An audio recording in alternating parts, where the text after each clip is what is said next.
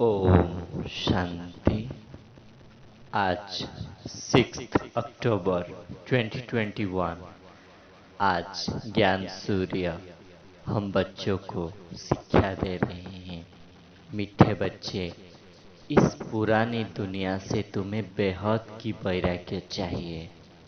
बाप ने जो अविनाशी रुद्र यज्ञ रचा है, इसमें पवित्रता के कारण ही विघ्न पड़ता है। तुम्हारे मुख से सदैव ज्ञान अमृत निकलना चाहिए। संपूर्ण फरिश्ता कौन होता है? माया से सेफ्टी का साधन, सेवा के उमंग उत्साह होता है। तो अपने अंतर आंख से ज्ञान सूर्य को ब्रह्मा रथ में देखें। बाप दादा मुझे मुरली सुना रहे हैं। मीठे बाबा ने कहा, मीठे बच्चे, ये ड्रामा बना बनाया है। ज्ञान और भक्ति, फिर है वैराग्य, पुरानी दुनिया से वैराग्य। यह है बेहद का वैराग्य। उन्हों का होता है हद का वैराग्य। तुम जानते हो, यह पुरानी दुनिया अब रहने लायक नहीं है। अब ये पुरानी दुनिया खत्म होने वाला है। नया घर बनता है तो पुराने से वैराग्य आ जाता है ना। बाप तुम्हारे लिए नया स्वर्ग रूपी घर बना रहे हैं, तो तुम्हें बेहद का वैरागी बनना है। यह पुरानी दुनिया अब कब्रिस्तान होने वाला है। तुम्हें तो परिस्तान में चलना है। अभी तुम ज्ञान मार्ग में हो। यह है अव्यभिचारी ज्ञान। एक ही शिव बाबा से तुम सुनते हो। जिसको पहले तुम्हें भक्ति की, उस समय कोई और धर्म नहीं था। उस समय तुम बहुत सुखी रहते हो। देवता धर्म बहुत सुख देने वाला है। नाम ही लेते मुख मीठा हो जाता है ना। तो तुम्हें एक बाप से ही ज्ञान सुनना है। बाकी और कोई से तुम्हें सुनना नहीं है, क्योंकि तुम्हारा अव्यभिचारी ज्ञान है। बेहद के बाप से ही केवल सुनो। बाप से ही वर्षा मिलता है ना। नंबर बार पुरुषार्थ अनुसार। यहाँ पानी की तो बात ही नहीं है। पानी की थोड़े ही ज्ञान कहेंगे। पतित से पावन ज्ञान से बनते हैं। पानी से थोड़े ही कोई पावन बन सकता है। नदियां तो सारी दुनिया में है। यह तो ज्ञान सागर पाप इस ब्रह्मातन में आते हैं, जिसको गौमुख दिखाते हैं। वास्तव में यह गौमुख चैतन्य है। तुम्हारे मुख से सदैव ज्ञान रत्न निकलने चाहिए। ये ज्ञान अमृत है, जिससे तुम अमर बन जाते हो। ये सारी दुनिया रावण की एक टापू है। ये जो पांडव और कौरव का युद्ध दिखाया है, ये अब की समय का है। बाबा कहते हैं, किसी को भक्ति के लिए मना नहीं करो। जब आप ही रियलाइज होगा तो छूटते जाएंगे। भक्ति छोड़ते हैं, विकार छोड़ते हैं, इस पर भी हंगामा होता है। बाबा ने कहा है, मैं रुद्र यज्ञ रचता हूँ। इसमें आसुरी संप्रदाय के विघ्न पड़ते हैं। यह है शिव बाबा का बेहद का यज्ञ, जिससे मनुष्य से देवता बनते हैं ना।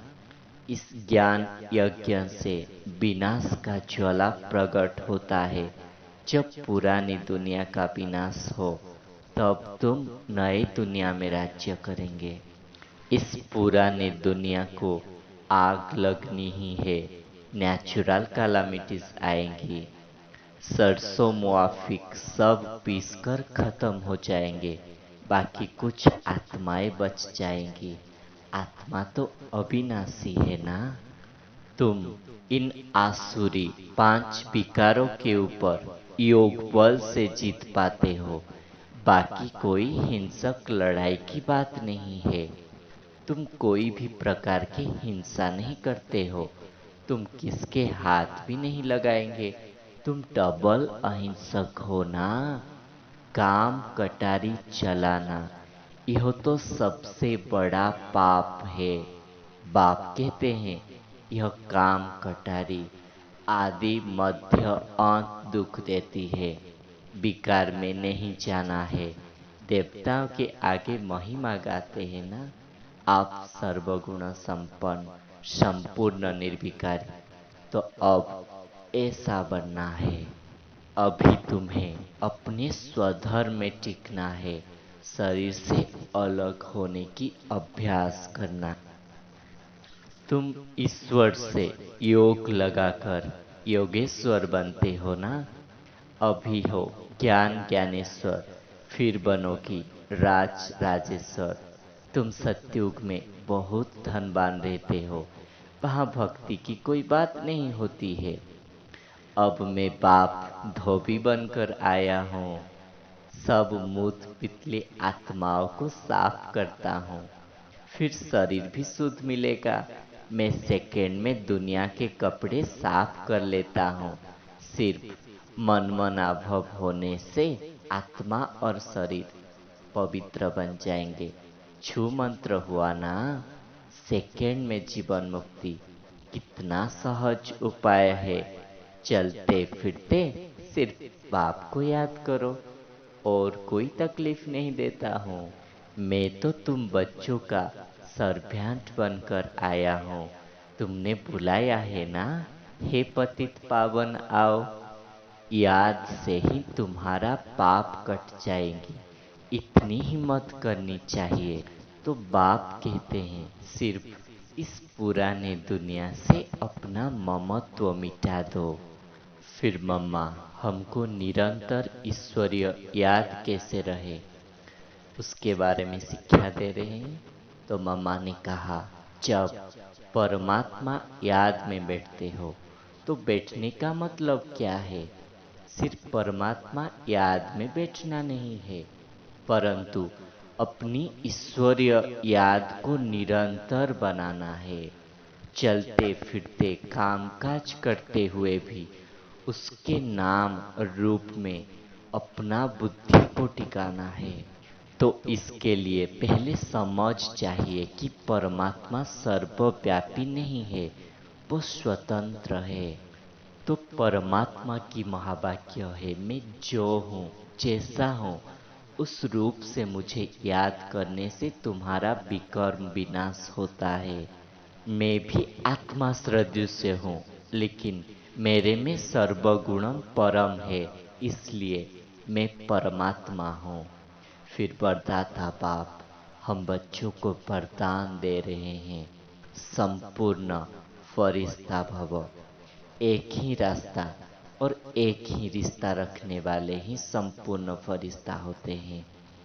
निराकार व साकार रूप से बुद्धि का संग व रिश्ता एक बाप से पक्का हो तो फरिश्ता बन जाएंगे। जिनके सर्व संबंध व सर्व रिश्ते एक के साथ है, वही सदा फरिश्ते हैं। जैसे गवर्नमेंट रास्ते में बोर्ड लगा देती है ना कि यह रास्ता ब्लॉक है, ऐसे सब रास्ते ब्लॉक कर दो तो बुद्धि का भटकना छूट जाएगा।